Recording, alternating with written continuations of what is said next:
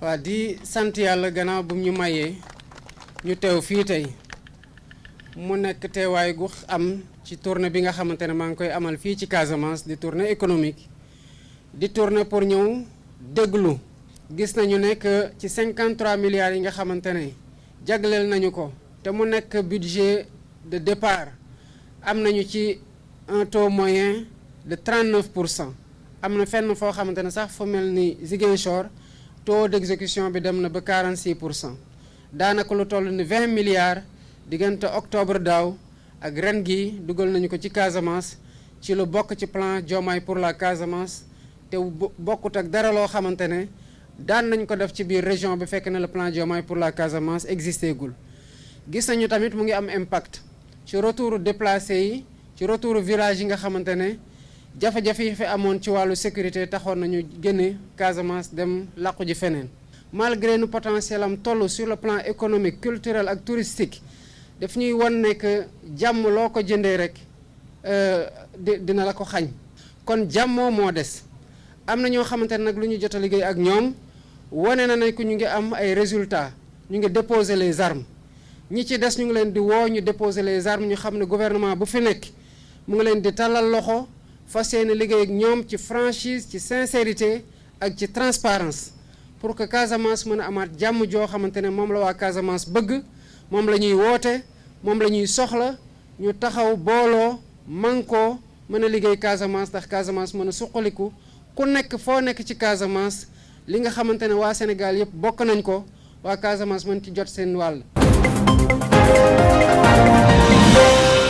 ñun nag ni ñuy defee politique defe naa dañ ko bëgg a changer moo tax ñu indi programme boobu ngay wax.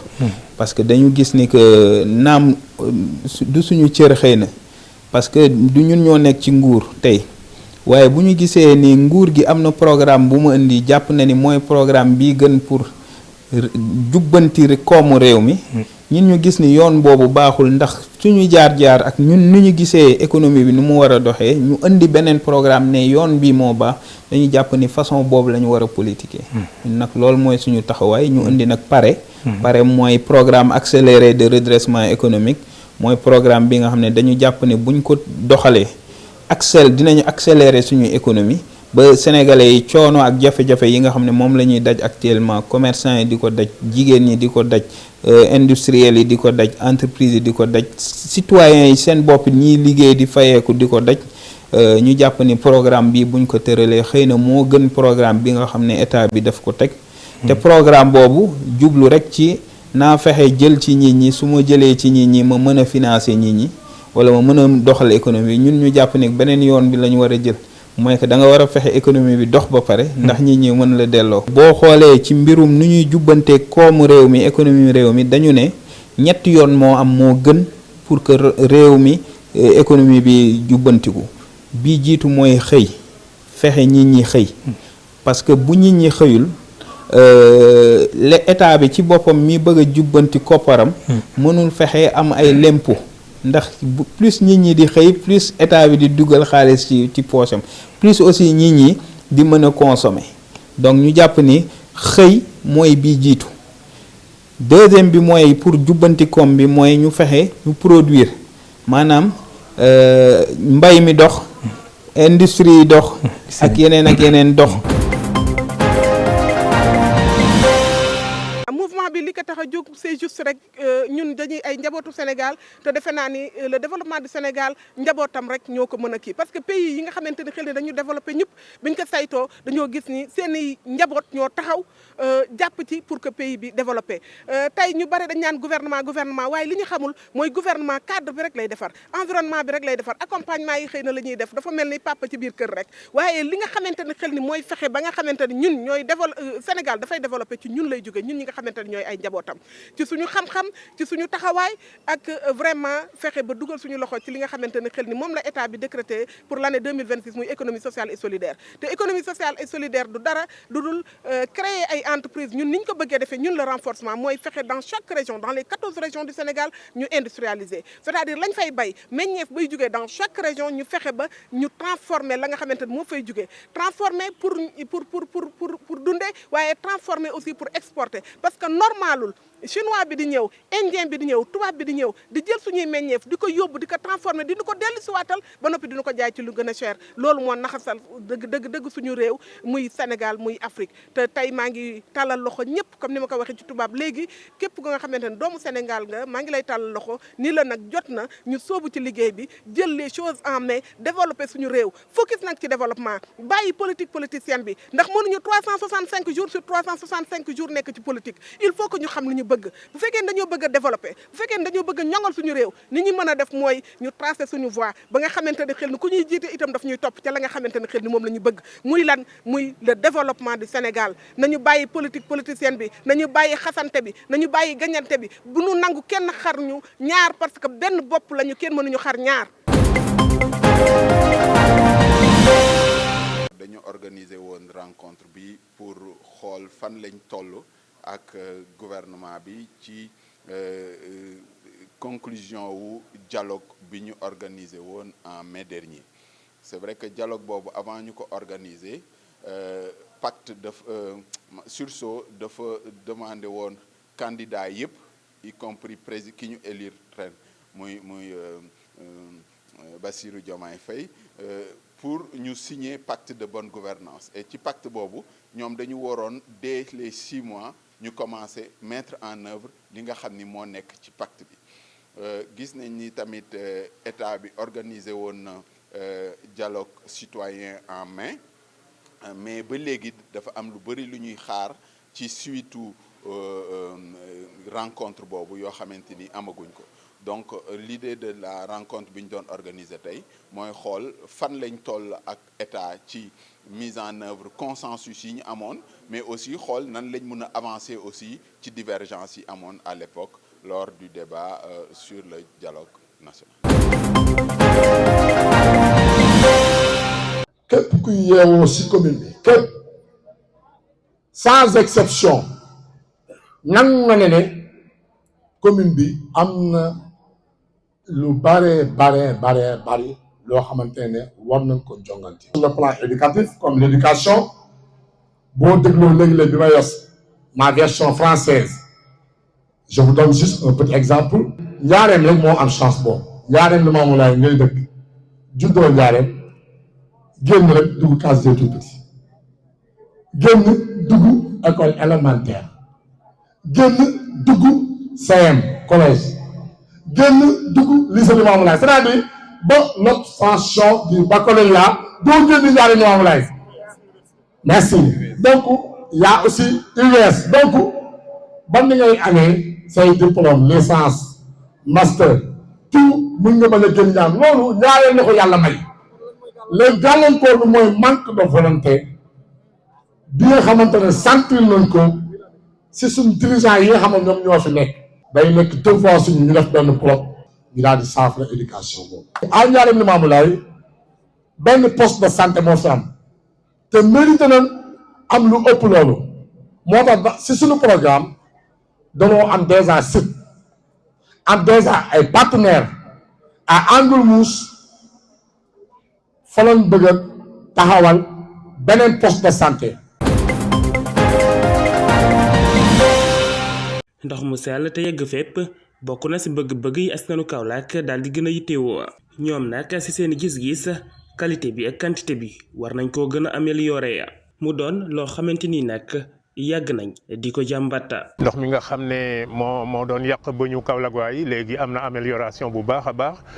mais ba léegi des na parce que war nañoo am nag ndox mu neex comme ñi ko yeneen dëkk yi amee je crois que wax nañ ci ñoom nee nañ am na benn projet boo xam ne dina jóge ba Malem Hodar indil ñu ndox mu neex ñu ngi leen ci xaar. donc wax nañ ci branchements sociaux yi aussi man quartier bi ma dëkk am na des gens qui sont encore ñoo xam ne ba léegi dañoo sori tuyaux yi ba léegi mënuñoo am ndox parce que mënuñoo def branchement ordinaire te branchements sociaux yi on pensait que dafa arrêté. ak yooyu la bëgg-bëgg nag waa Sen'Eau di dalal seen xel ci qualité ndox mi nga xamante ni moom la leen di jox ci wàllum quantité ndox mi nag jàpp nañ ne am na ay jéego yuñ ci def waaye nag danañ wéy di ko amal. ngir rek fépp ndox man faa yegg. branchement yi ñu ngi fi les branchements sociaux wax naa liñ ci jot a def ëpp na ñaar téeméer branchement yoo xamante ne defar nañu ko léegi fii jafe-jafe bu fi nekk ci këyit la gën a nekk ndax dañu nekk ci territoire boo xamante ne dafay màgg mi ngi yokku am na ay quartiers yoo xamante ne c'est des quartiers non lotis mooy amuñ ay këyit boo amul këyit nag day xaw a jafe nga mun a am ndox comme li ñuy wax parce que ndox nag tuyau dañ koy gas suul fu ñuy suul tuyau yi ci mbedd ci yoonu buur la war a nekk buñ ko lotiruñ waxuñ fu kenn moom fu buur moom duñ fa mun a def branchement loolu mooy gën a point problème bi gën a rëy fii cafeel gi xorom bi dañul waaye nit ñaa ngi ci liggéey ci li nga xamante ne dinañ ko mun a améliorer ba nit dina ko mun a naan te dara du la dal. ngir mun a waxtaanee jafe-jafe yi nga xamante ni moo am si ndox mi si biir Kaolack nag waa Sen'Eau daal nañu daje ak askanu Kaolack si ñetti fanu waxtaan ngir saafara mun a am si yooyu la jafe-jafe ya.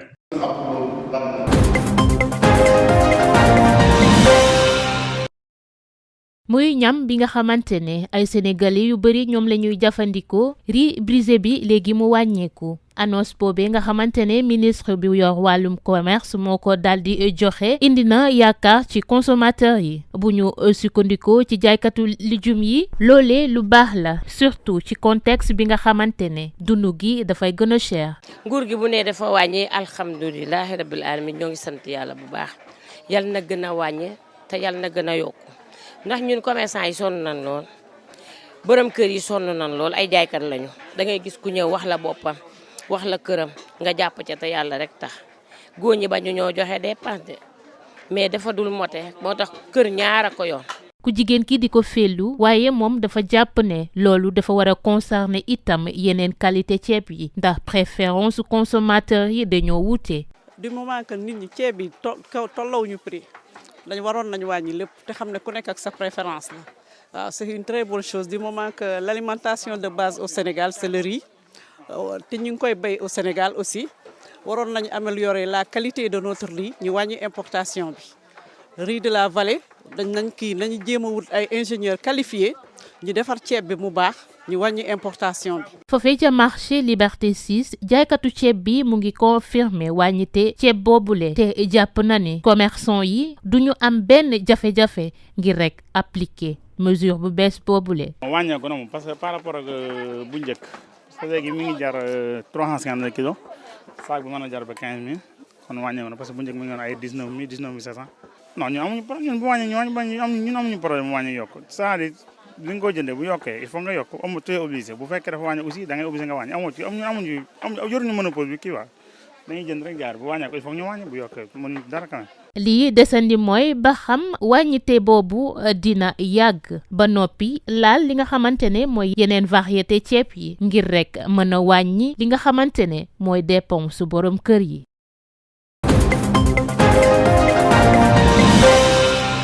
Amicale des salariés du Crédit Mutuel du Sénégal moo organisé événement bi pour dajale l'ensemble mboolem waa kër gi yëpp mooy su ma waxee mboolem waa kër gi yëpp dafay doon ñun ñu ciy liggéey élus yi nga xam ne ñoom ñoo fi toogal sociétaires yi ak sociétaires ci seen bopp li tax nag randonnée bi doon ci suñu xalaat succès c'est que dañ ko organiser fépp ci Sénégal capitale régionale yëpp organisé nañ fa bésub tey lu ni mel ñu dajale ñi fay liggéey ñi fa doon client ak ñi nga xam ne ñoo leen fa toogal ñu boole ñun ñëpp defandoo dox pour raffermir gën a feddali kóllëre gi ñu séq entre liggéeykat yi ak clients yi mais aussi jéem a fësal liggéeyu CMS ci dëkk bi. randonnée comme ni ngeen ko xamee ñun dañuy jéem a encourager ñiy liggéey ci kër gi ñu boole liggéey ak sport ndax sport comme ni ngeen ko xamee dafay day maintenir nit ki dimbale ko ci santeem moo tax ba événement bu ni mel dañ koy encourager te ñi ngi balaa ma koy fàtte ñi ngi remercier ligue de randonnée yi ñu accompagner yëpp à Dakar il y a je crois 3 clubs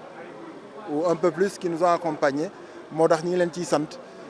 su lii sottee ñoom a tax. Crédit Mutuel du Sénégal comme ni ngeen ko xamee askan bee ko moom ñun amul kenn ku mun a taxaw ne maa moom Crédit Mutuel du Sénégal Crédit Mutuel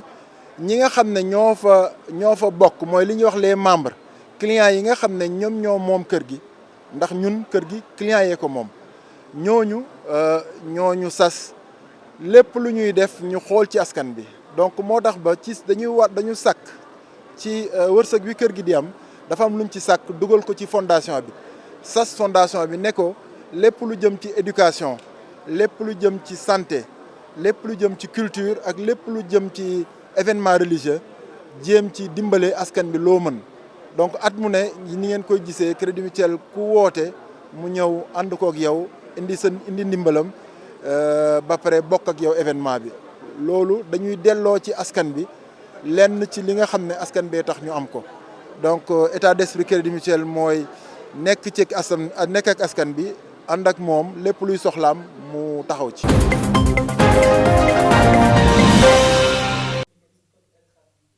rendez-vous panafricain bi nag dafa bëgg soppi rek potentiel continent Afrique bi ci ay action yu concrète ñu amaloon ko ci Casablanca événement bii nag dafa dajale ay représentants diplomatiques ay chefs d'entreprise ak ay partenaires yi nga xamante ne jege woon nañ ci dëkk yu bari ci biir Afrique panélistes yi nag xamal nañ ne jokkaloo kese moo mën a tax Afrique réussir projet yu mag yi nga xamante ne moom la dëgmal.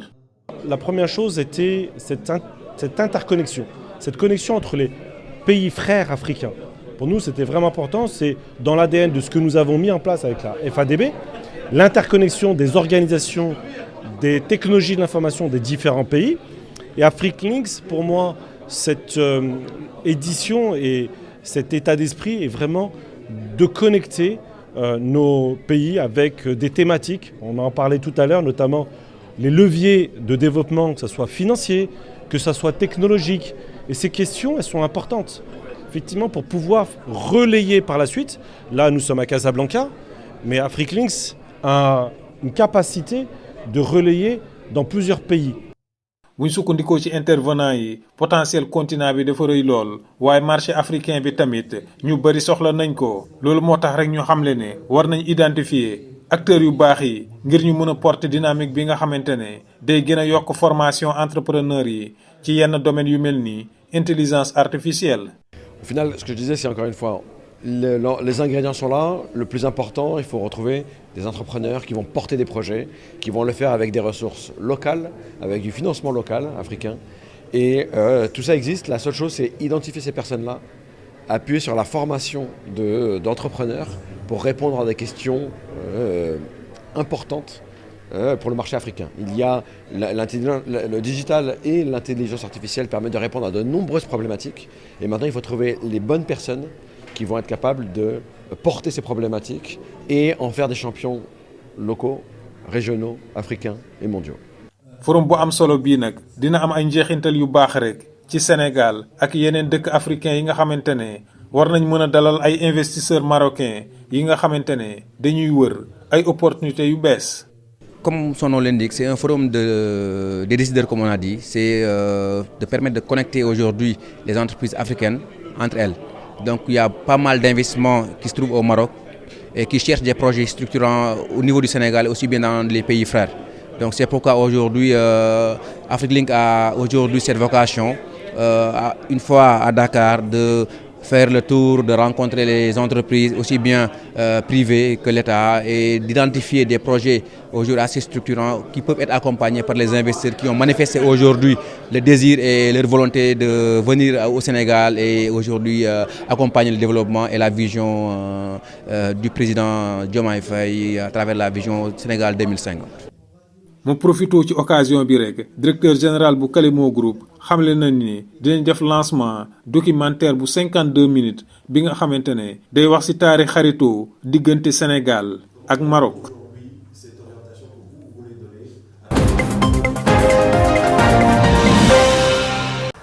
fii ci Tanger relation fraternelle yu dox ci diggante Maroc ak Sénégal nekkul rek ay baat yu ñuy wax ci làmmiñ waaye lu dëggu la. foo dem ci ville bi nekk ci extrême nord ci réewu Maroc teewaayu équipe nationale bu Sénégal nekk na rek loo xamante ni nii ñëpp a koy rafetlu. D'accord, bienvenue aux équipe Sénégal. D'accord, on souhaite le bonne chance pour l'équipe Sénégal de nos frères. D'accord, on souhaite bonne chance pour le premier match. D'accord, et on souhaite la bonne chance pour pour la qualification pour gagner un bon résultat. D'accord. ak effectif bi Sénégal am te ay joueurs yu ñu ràññee ci niveau mondial daal di ciy nekk marocain yi lee jàpp nañ rek équipe nationale bu Sénégal mën na dem fu sori ci compétition bi lee. L'équipe nationale du Sénégal est une équipe très forte. Comme vous le saviez, ils ont des joueurs brillants comme Sadio Mané. Oui. Et aussi, ils ont joué au final de Cannes, la dernière version. Et ils sont qualifiés au mondial. Alors, c'est une très forte équipe. On voudrait jouer avec eux. Même su fekkee ni sax bëgg nañu gis équipe nationale bu Sénégal def campagne bu mucc ayib ci Coupe d'Afrique bi lee waa Tanger ñoom seen bëgg-bëgg mooy daal di gis Maroc jël Coupe d'Afrique des Nations ci guddi 18 janvier 2026. Pour vous, vous aimez vous souhaitez que le Sénégal gagne la Coupe. Et moi, je souhaite Marocain. Pour le final, je crois que le Maroc va gagner. Jouer avec eux, au final, c'est possible, oui. Mais pour le final, je crois que le Maroc, il va avoir ce CAN. ak taxawaayu communauté sénégalaise bi nekk ci réewu Maroc ak ndimbalu peuple marocain bile équipe nationale bu Sénégal dina jouer Coupe d'Afrique des Nations ci ab dëkk boo xamante ni ñëpp a ko sopp